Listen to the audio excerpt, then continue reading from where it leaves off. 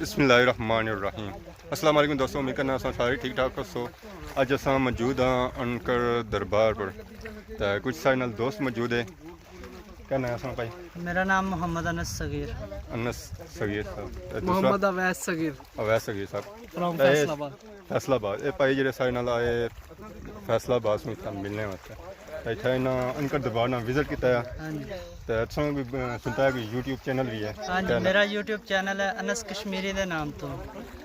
अनस कश्मीरी नया एक चैनल है यूट्यूब पर। हाँ जी। तो सब जरा जाना है, उन्होंने चैनल की सर्च करना है और उसी सब्सक्राइब करना है और उन्होंने वीडियो तकनी पूड़ियाँ लाइक और शेयर ज़रूर करना है। तो बाकी इतना सारा इलाका कैसा लगा है, इतना महसूस कैसा कितना है? बहुत मज़ा आया, बड़ा खूबसूरत है मेरे लिहाज ना। अगर एक समुंदर का व्यू देखना है ना तो डैम बेहतर है, बिल्कुल अच्छा व्यू है इस जगह तो, क्योंकि दूर दूर तक पानी है। और कराची इन्नी दूर फैसलाबाद तो आए असी, कराची तो बहुत दूर है, इस लिहाज में इन्नी दूर समुंदर देखने की बजाय डैम देख लिया यही बहुत है। और बड़ा खूबसूरत इलाका है, बहुत ही ज़बरदस्त खूबसूरत है। और इनू मिनी इंग्लैंड भी कहते हैं, मिनी लंदन। Mini London.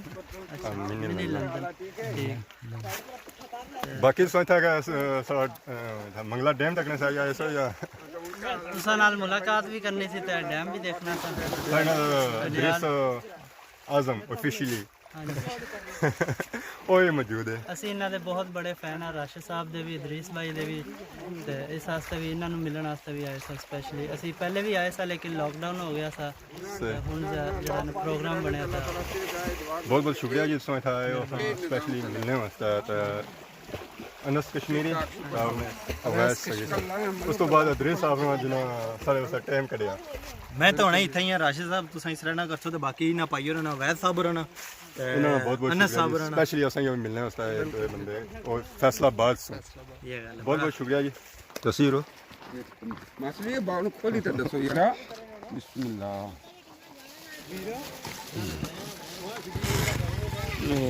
ये नियाज है, नियाज है जी, ये दरबार पर देखो दरबार पर देसा जनाब।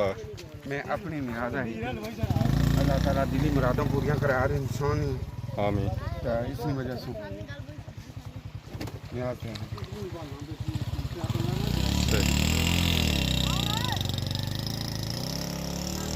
और नियाज है जी पाठ दरबार पर दसन हूँ इस वे इतना मच्छुआ को नहीं है, नहीं तो मच्छे के जरिए पार जाना सी है। मच्छुआ पारो असी तो फिर मच्छे च चावल वगैरह ठीक सन, तो फिर थू गुजरी तो मच्छुआ पार दरबार जासी इसी बंदे उत्थे उठासन सीरियां लगियां हुई, तो दरबार जाइदा इन्ना चावल बनने इस दरबार पर। बाकी कुछ बच्चे नहाई रहे, ये उल्टे तड़ी रहे इस वेले, अगे गए पार सीधे, इस वेले ये उल्टे वापस आई रहे उल्टे तड़ी रहे। कुछ दोस्त सारे कोई संगी आए बाहर मुल्कों में स्पेशली इतने स्विमिंग करने वास्ते तरने वास्ते आए।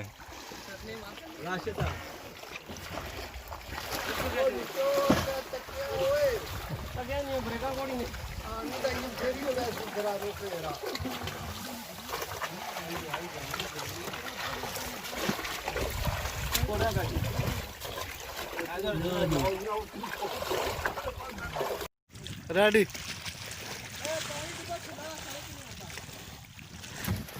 साड़ी है रे चावल चावल जी रहे मछले विच रखी था पार दरबार होता है। पारो पारो। हाँ जी राशिद साहब। पार दरबार जी जी ले चावल। हाँ जी राशिद साहब रेडी हो? अरे चलिए फिर चलो बियो मछले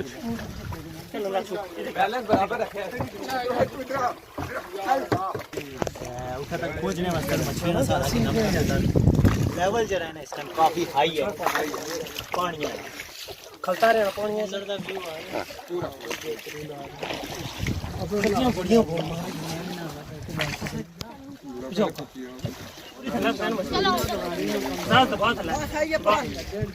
शीघ्र बाहर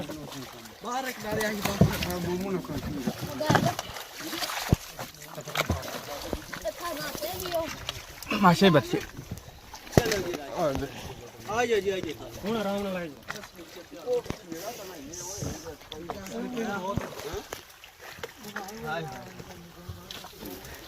हाँ जी ये नहीं करना है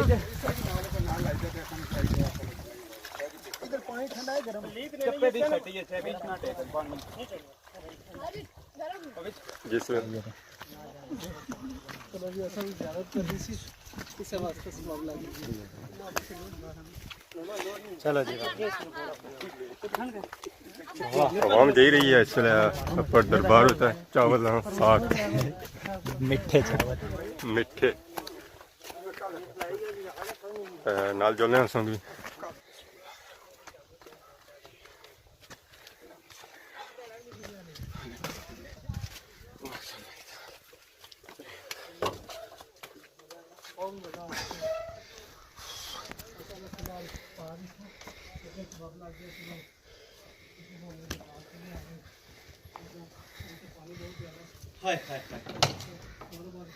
ऐसा बजा अंदर दसी होना ये सादक शाह बुखारी कब्र मुबारक है चादर है इस पर बाकी ये पड़ी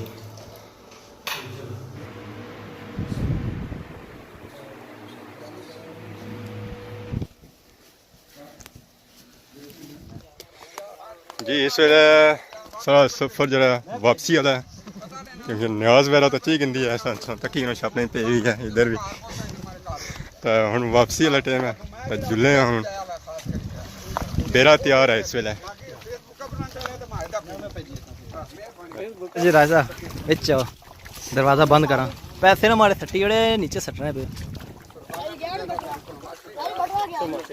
चलो जी कैसा लगा बहुत ही प्यारा लगा है कश्ती भी बड़े से बाद बैठे हैं और भी बड़ा ही ना ज्यादा पर बैठे हैं चप्पियां नहीं पर वीजे से बगैर वीजा लभना सी क्या लभी गया आसानी ना हेलो यस नहीं किंदा ने तिने छड़ दे चल पकड़ो अपनी आप तक नहीं हो फड़ते पे हां जी राज साहब जी दोस्तों इस वेला सारा सफर मुकम्मल हो गया चावल शावल लभी गया दोबारा घर खुदा हाफिज़ चलो